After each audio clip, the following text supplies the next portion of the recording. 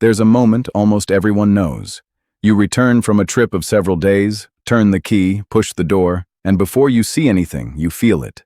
That stale, heavy, slightly sweet smell that clings to your nose for the first few seconds, and that no candle or air freshener can completely erase. We call it old house smell, stale smell, damp smell.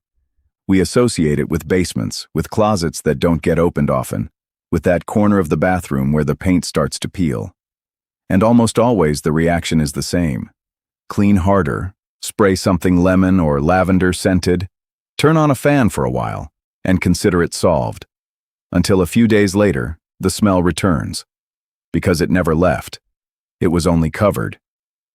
There are houses, on the other hand, that don't have this problem. It's not that they're artificially perfumed or that someone cleans them with special obsession. Simply, the air inside them doesn't stagnate. Many farms and homes built following traditional methods, including those in Amish communities, share a characteristic rarely mentioned in decoration magazines. They were designed so that air circulates all the time, not to seal it in. And that difference, which seems minor, is what separates a house that smells clean from a house that smells stuffy, no matter how much you clean. This video isn't about cleaning tricks or miracle products. It's about why the damp smell appears, why it persists even in houses kept immaculate, and what principle, much simpler than it seems, allows a space to never smell like that. It's not a magic solution or something resolved by spraying something once. It's a different way of understanding what happens inside the walls of a house. To understand the problem, you have to start with something almost no one considers. A house breathes all the time, even if no one notices. Water doesn't only enter through a leak or a flood. It enters as vapor every day in invisible ways. A hot shower releases water vapor that spreads through the bathroom, and if the door is left open, through the hallway. Cooking releases moisture. Breathing releases moisture. An adult exhales while sleeping, an amount of water vapor that would surprise most people. Drying clothes inside the house releases even more. All that vapor has to go somewhere. If the house has a way out, it leaves. If not, it stays. And there lies the core of the problem that almost no one sees. Modern houses are built, increasingly often, to be airtight. Double-glazed windows well sealed, insulation that closes any gap, doors that don't let even a draft through. All this was done with a reasonable intention. Save energy, keep heat in winter and cool in summer, reduce heating bills.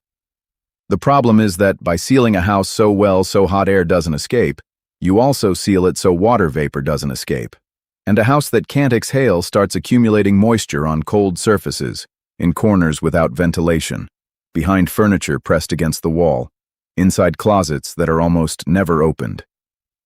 That accumulated moisture doesn't evaporate on its own as easily as it entered.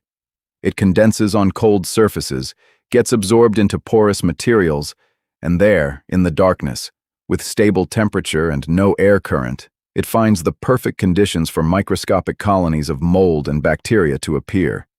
That smell we recognize as dampness isn't actually the smell of water. It's the smell of compounds that those microorganisms release as they develop. That's why no air freshener truly eliminates it.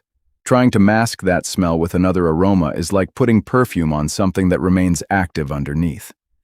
The source is still there, producing the same compound day after day.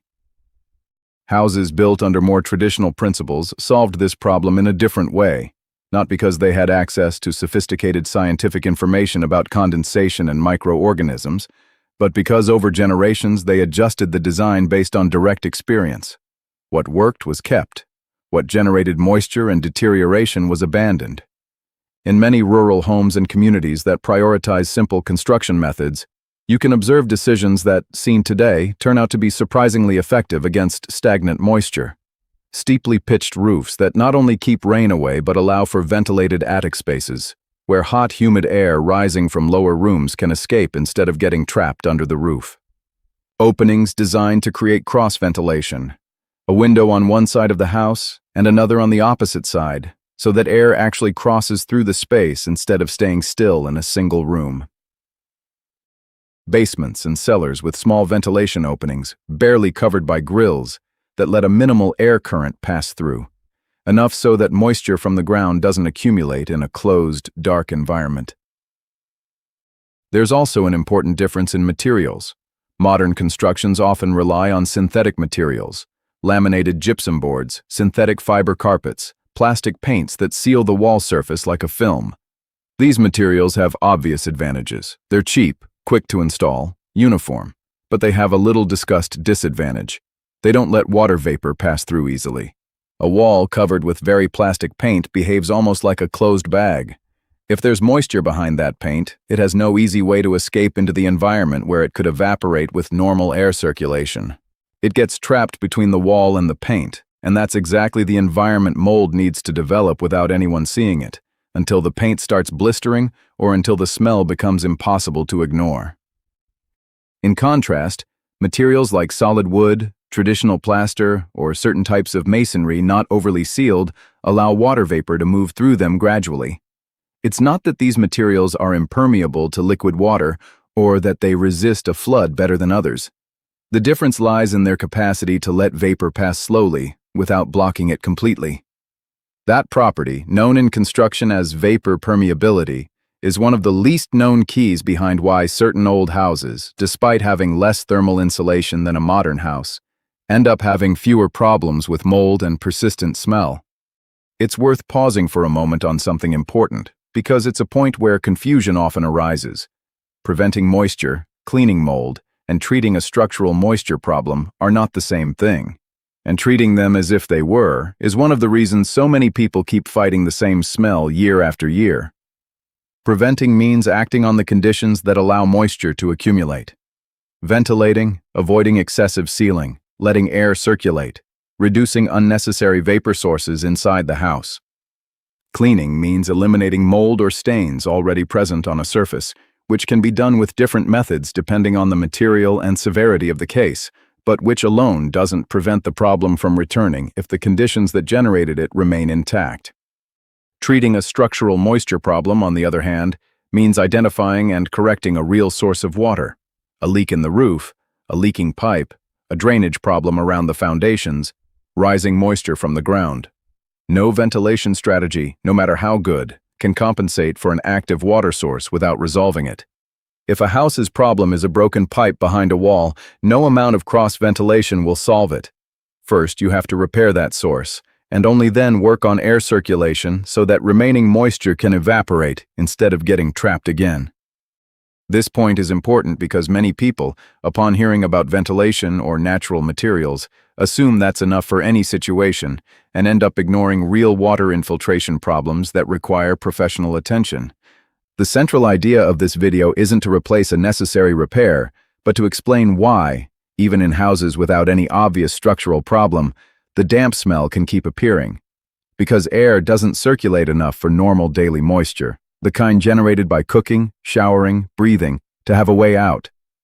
Now, what does this mean in practical terms for someone living in a modern sealed house, built with standard materials from recent decades, and who has no intention or budget to completely remodel it? The answer isn't to literally imitate a construction from 100 years ago, but to understand the principle behind those decisions and adapt it to what can actually be changed. First, and probably the simplest, is to recover the habit of real cross-ventilation, not just opening a window for a while, but opening 2 windows on opposite sides of the house, even if just for 15 or 20 minutes a day, creating an air current that actually crosses through the space and doesn't just move the air in one room over itself. This simple gesture, repeated regularly, noticeably reduces the relative humidity accumulated inside a home, even in cold climates, where many people avoid opening windows for fear of losing heat. A couple of minutes of cold air entering forcefully eliminates much more moisture than keeping the house closed for weeks with the heating running nonstop. Second has to do with specific points where more water vapor is generated: the bathroom and the kitchen. In the bathroom, keeping the door open after a shower, or using an extractor if the house has one, prevents the vapor generated in a few minutes from spreading to the rest of the house and condensing on cold surfaces like window frames or corners of exterior walls, which tend to be most prone to mold appearance. In the kitchen, covering pots while water boils and ventilating a few minutes after cooking significantly reduces the amount of vapor left floating in the environment. Third has to do with objects and furniture pressed against exterior walls. A piece of furniture placed directly against a wall facing the outside blocks air circulation right in the area where it's most needed, because exterior walls tend to be the coldest and, therefore, most prone to water vapor condensing on them. Leaving a small space between large furniture and those walls, just a few centimeters, allows air to circulate behind them and prevents invisible mold from forming in that hidden area, something many people only discover when they move a piece of furniture after years and find dark stains they never saw appear. Fourth has to do with wardrobes and closets that are rarely opened. Just like with ventilated basements in traditional constructions, a space closed for weeks or months accumulates moisture without anyone noticing. Opening those spaces periodically, even if just for a few minutes, and avoiding storing damp clothes or wet objects inside them, greatly reduces the possibility of them becoming a source of smell. Fifth, and perhaps the least intuitive, has to do with heating and the use of dehumidifiers. Many people think installing a dehumidifier and forgetting about the problem is enough. A dehumidifier can be a useful tool, especially in basements or rooms with very little natural ventilation, but it doesn't replace air circulation. It reduces moisture in the air of a closed room, but if that room still doesn't receive fresh air from outside, the environment remains stagnant the same, only with less water vapor floating. It's a partial solution, useful in certain contexts, but not a substitute for real ventilation. It's important to be honest about the limits of all this. None of these practices, by themselves, will solve a serious moisture problem, like an active leak, rising moisture from the foundations, or a drainage problem around the house that pushes water inside after every heavy rain. In those cases, ventilation and appropriate materials help the environment recover faster and prevent mold from becoming a constant problem, but they don't correct the original cause. Nor is it correct to assume that any homemade mixture of vinegar, baking soda, or some other traditional product is automatically safe to eliminate mold, especially in the presence of children, pets, or people with respiratory conditions. Some surfaces and some types of mold require specific precautions, and in cases of extensive contamination, the recommendation is to consult a remediation professional, not improvise a solution without knowing the real scope of the problem. Nor is it honest to promise that, following these steps, a house will never again smell damp under any circumstances. Climatic conditions, geographic location, type of construction, and the number of people living in the same space directly influence how much water vapor is generated and how much ventilation is needed to compensate for it. What can be affirmed based on how moisture physically works inside an enclosed space is that reducing excessive sealing, favoring air circulation, and preventing normal daily moisture from getting trapped consistently decreases the appearance of that characteristic smell, and in most cases, eliminates it completely in spaces where there's no active water source left unresolved. There are also certain signs that often go unnoticed and that function as early warnings, long before the smell becomes evident to anyone entering the house. One of them is condensation on window frames during cold mornings. If upon waking there are water droplets accumulated on the glass or frame, it's a direct sign that the air inside the room has more water vapor than that space can handle without additional ventilation. It's not an aesthetic detail or something that should simply be wiped with a cloth. It's information about the state of the air in the entire room. Another sign is the appearance of small dark stains in the upper corners of exterior walls, especially where the ceiling meets the wall, areas that tend to be the coldest in the entire house, and therefore the first where water vapor condenses. A third sign, less visual and more olfactory, is noticing that the damp smell is perceived more strongly in a specific room and not in the rest of the house. That almost always indicates a local point of poor ventilation, rather than a general problem of the entire house, and is usually much easier to correct once identified. The climate of each region also changes the magnitude of the problem, although it doesn't change the underlying principle. In cold and humid climate zones, where houses remain closed most of the year due to outside cold, indoor air accumulates moisture more easily because there are fewer natural opportunities to renew it. In those regions, brief but intense ventilation, a couple of minutes with windows completely open instead of keeping them slightly open all day, tends to be more effective because it renews the air without completely cooling the house structure. In hot and humid climates, the challenge is different. Outside air can have as much or more humidity than indoor air, so ventilating without criteria at certain times of day can worsen the situation instead of improving it.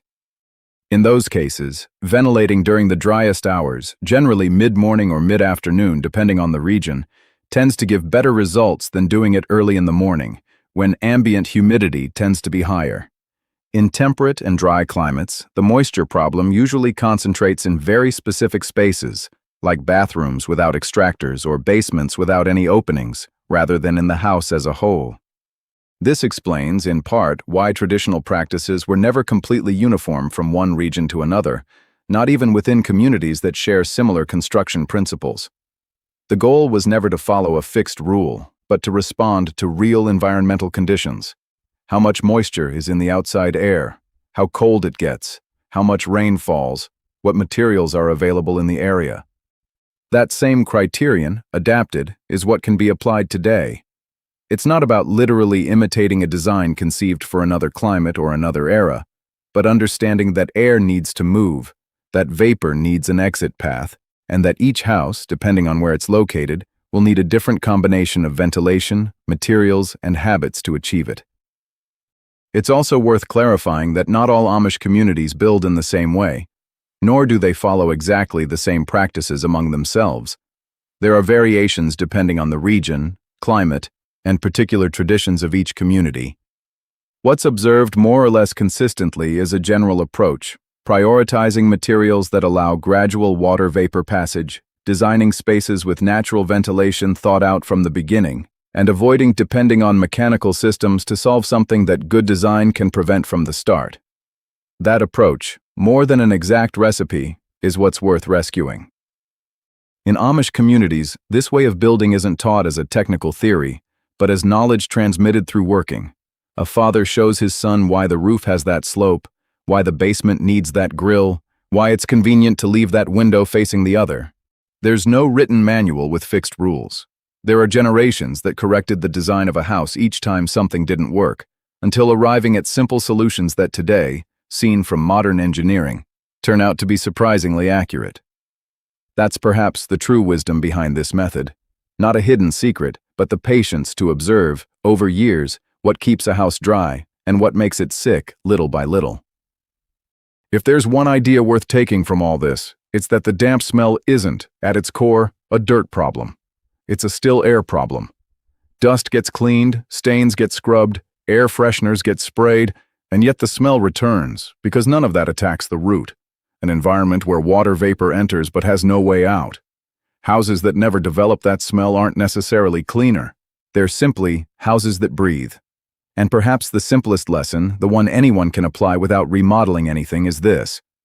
Before looking for another product to mask a smell that returns again and again, it's worth opening 2 windows, one facing the other, and letting air do for a few minutes what no air freshener can do by itself.